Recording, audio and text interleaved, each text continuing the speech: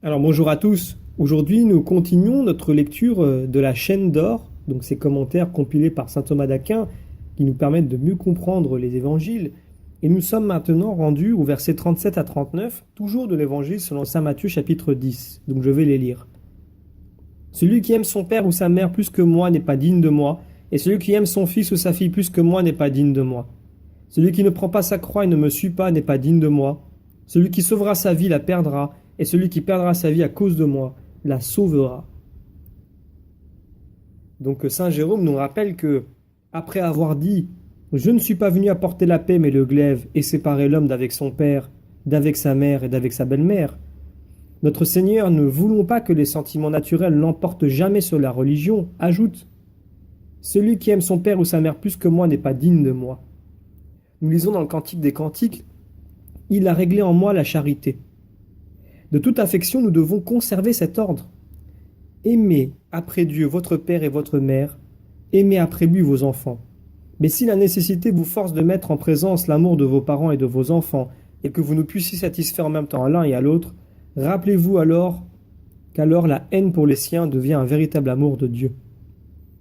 Il ne défend donc pas d'aimer son père ou sa mère, mais il ajoute d'une manière expressive « plus que moi ». Ceux, en effet, nous dit saint Hilaire, qui donneront la préférence à ces affections sur l'amour de Dieu s'en rendront indignes de l'héritage des biens futurs.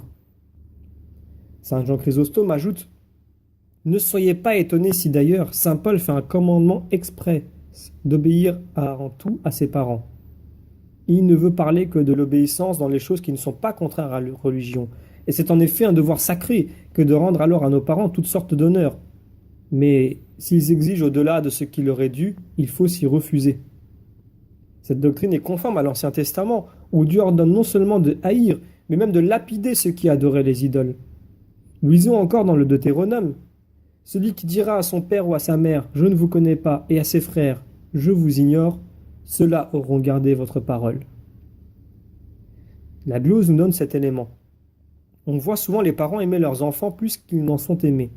Aussi notre Seigneur va-t-il par degrés, et après avoir enseigné que son amour doit passer avant l'amour des parents, il enseigne naturellement qu'il doit aussi l'emporter sur l'amour des enfants, en ajoutant « Et celui qui aime son fils ou sa fille plus que moi n'est pas digne de moi ».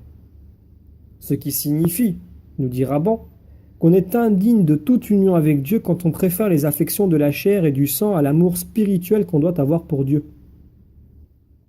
Ces paroles, nous dit saint Jean Chrysostome, pouvaient blesser ceux dont l'amour se trouve ainsi sacrifié à l'amour de Dieu. Notre Seigneur, pour leur faire supporter patiemment ce sacrifice, tient un langage plus élevé.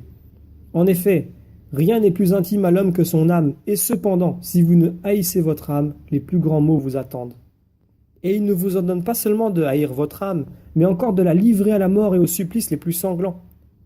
Ainsi nous enseigne-t-il qu'il ne suffit pas d'être prêt à subir une mort quelconque, mais qu'il faut être disposé à souffrir la mort la plus violente, la plus ignominieuse, c'est-à-dire la mort de la croix. Et c'est pour cela qu'il ajoute « Et celui qui ne prend pas sa croix ». Il ne leur a pas encore parlé de sa passion, mais de temps en temps il les prépare à recevoir ce qu'il doit plus tard leur dire. Ou bien, encore, nous dit saint Hilaire, ceux qui appartiennent à Jésus-Christ ont crucifié leur corps avec ses vices et ses convoitises, et on est indigne de Jésus-Christ quand on ne marche pas à sa suite en prenant sa croix, par laquelle nous souffrons avec lui, nous mourons avec lui, nous sommes ensevelis avec lui et nous ressuscitons avec lui, pour vivre par ce mystère de la foi dans une sainte nouveauté d'esprit. Au sujet du mot croix, saint Grégoire précise qu'il vient d'un mot latin cruciatus, qui signifie tourment.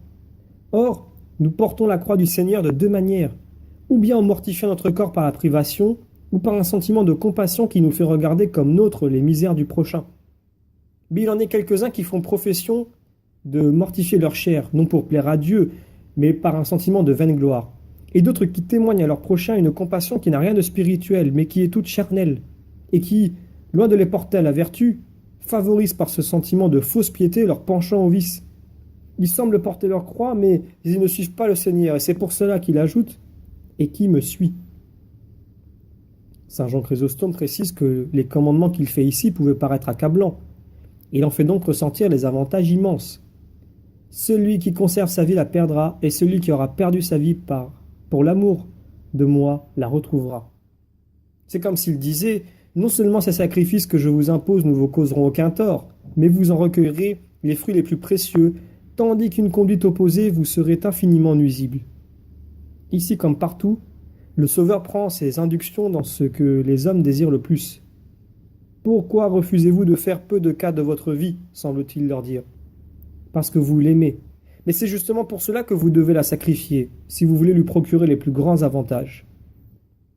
Au sujet de l'âme, saint Rémy précise qu'ici, il ne signifie pas la substance même de l'âme, mais la vie présente, et tel est le sens de ces paroles. Celui qui cherche son âme en cette vie, c'est-à-dire celui qui désire cette vie avec ses attachements et ses plaisirs, et qui cherche à la trouver toujours, parce qu'il veut la conserver toujours, la perdra, c'est-à-dire qu'il prépare son âme à la damnation éternelle. Ou bien encore, nous dit Raban, celui qui cherche à sauver son âme pour l'éternité n'hésitera pas à la perdre, c'est-à-dire à s'exposer à la mort. Ce qui suit est également favorable à l'un et à l'autre sens. Et à celui qui aura perdu sa vie, pour moi la trouvera. C'est-à-dire, nous dit saint Rémy, celui qui au temps de la persécution s'exposera pour confesser mon nom, à perdre cette vie mortelle, ses affections et ses plaisirs, trouvera le salut éternel de son âme. Et c'est ainsi, nous dit saint Hilaire, qu'on perd sa vie en voulant la sauver et qu'on la sauve en consentant à la perdre, car le sacrifice d'une vie qui passe si rapidement nous met en possession d'une vie qui ne finira jamais. Et donc nous terminons ici la lecture des commentaires compilés par saint Thomas d'Aquin sur l'Évangile selon saint Matthieu chapitre 10, versets 37 à 39.